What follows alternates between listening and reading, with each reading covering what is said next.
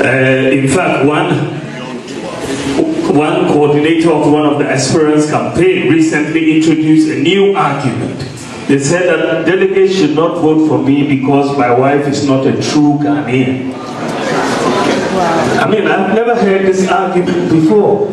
I mean, and suddenly it is being introduced in our party.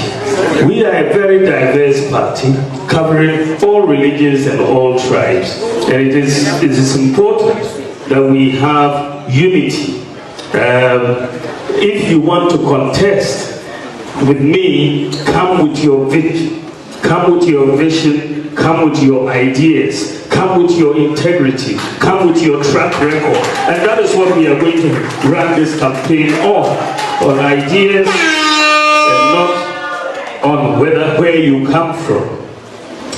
When I was defending the party in the Supreme Court in 2013, they did not say I'm a Mahamudu man or a Muslim or a non-man.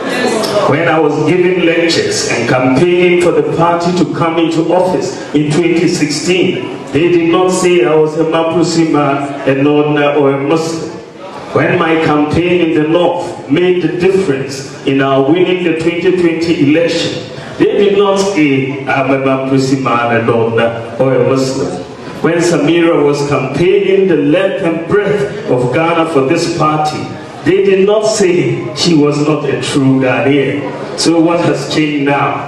Let us be clear that these views do not represent the views of the rank and file of the MPP.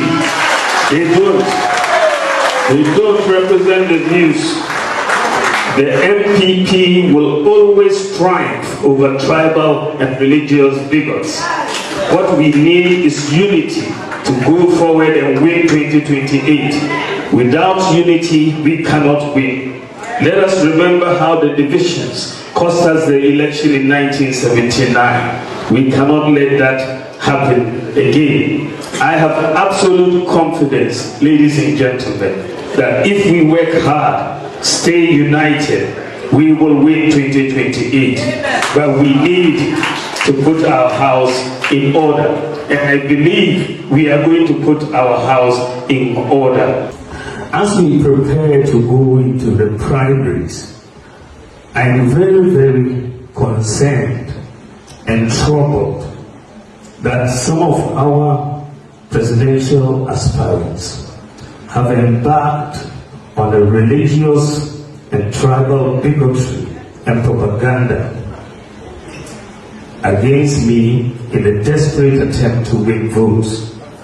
They totally ignore all the data and findings about why we lost the 2024 elections and want to mislead the delegates and the party with such propaganda. Then one such issue that has come up, and I think it's important for all of us to know, is the Mamprosi-Kusasi conflict. An aspirant has said that delegates should not vote for me because I am a Mamprosi man, and that we will lose votes in the Kusasi areas and other areas. This is very unfortunate and demonstrates a complete lack of understanding of the situation on the ground. Ladies and gentlemen, since 1965, there have been 11 elections in Ghana. Since 1965. And the performance of the MPP in the our tradition, in the 6 Moku zone seats, there are 6 seats in the Moku zone. If you look at it, the performance is as follows. In 1965, our tradition had 0 seats. At that time, I was only 2 years old. I had nothing to do with it. In 1969, we had 2 seats. In 1979, under Victor's leadership, we had 0 seats. In 1996, we had 0 seats in that area. In 2000, we had 1 seat. In 2004, under President Ford, we had 0 seats. 2008, we had 1 seat. 2012, under President Akufo-Addo, we had 0 seats. 2016, we had 2 seats.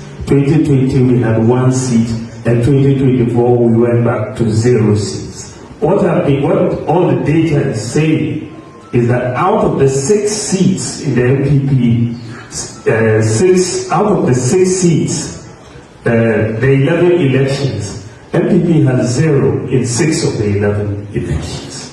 So this is not an area that is a stronghold of the MPP. In fact, it took the whole Oku zone, the 6 constituencies put together, we lost just 30,000 votes in 2024. So you can't lose, it is not the Oku election that made us lose 2024. And we need to be very clear about that, that the data shows that the Oku factor was not a factor in the outcome of the 2024 elections, and we should stop moving in that direction. And another piece of propaganda people have been pushing, and it's very important, is a religious propaganda that because I was a Muslim, and that's why we didn't win. That is also not supported by the data. I'm a data person, so I always go and look at the data. And if in fact that was the case, you would see that MPP presidential and parliamentary candidates, if in fact people were voting according to religion, in most of the constituencies, the Christian parliamentary candidate should have been doing better than me, isn't it?